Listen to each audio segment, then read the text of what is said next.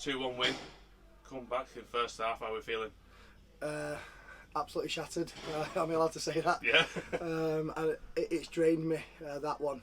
People saying, "Oh, you got to calm down," but I couldn't. I needed to make sure that I was on top of the lads, because what they've given this football club over the last 10 days with one training session and 4 games in that time frame, it's an unbelievable achievement to be sitting 4th in the table today. And I know we've only played 4 games. We're not going to get giddy, but I think it shows how far this football club's come.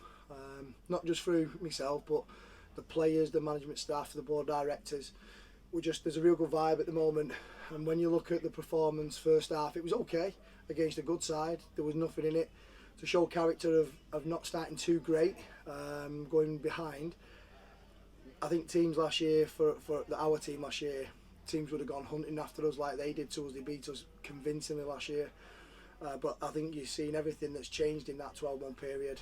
To come back from a goal behind, Dom Knowles gets his 2 goals. So proud of him as our captain.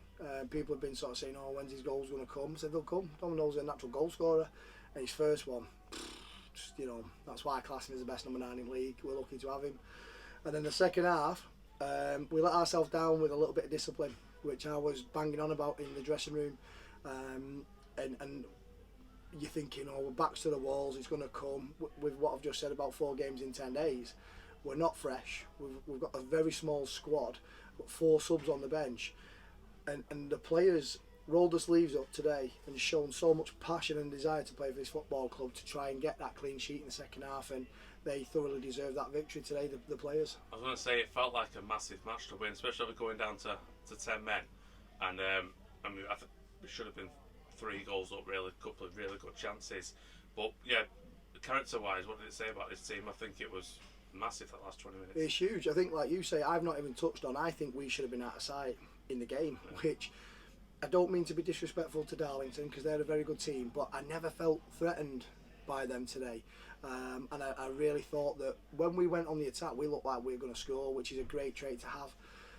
I wanted to try and deliver a performance in front of our home fans today to sort of show what I bang on about all the time. And I think they did that both collectively in terms of playing wise, the opportunities we created, some of the football that we tried to play, but then that sheer grit and desire was, you can't coach that and you can't pay for that.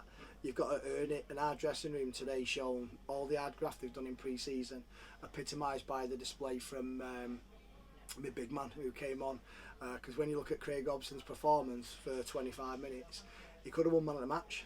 Yeah. But he's been playing that bit part, probably warranted a start today. I've been disappointed. I saw Luke Daly's face when I said I'm going to be resting him, and I saw Dyche still sat waiting for his first minute to kick a ball. To come on and do that shows you don't need the biggest resources, the biggest budgets. You need a team spirit, and he epitomised that. And I think Craig Hobson went a very long way to getting us them 3 points today. Touch on the support. The crowd obviously this season seems to have been ramped up, and again they were noisy all the way through. Obviously it's got to be playing a massive factor towards the players.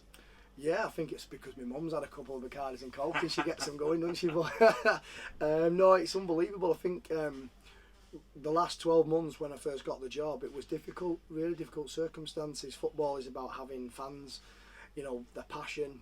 You saw it on Saturday against Boston. As much as I was disappointed, I was proud that they celebrated like they'd won the league, and rightly so. That's what football's about.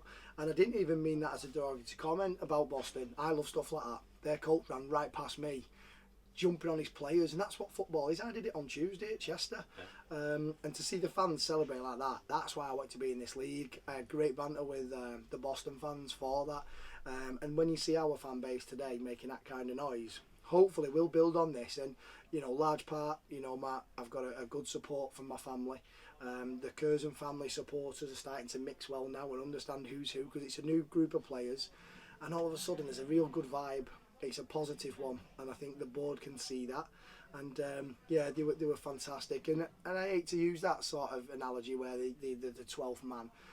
They're not the 12th man. What they are, they're a bit of an energy boost, knowing that when we needed to dig deep, they were still supporting us. We was under pressure.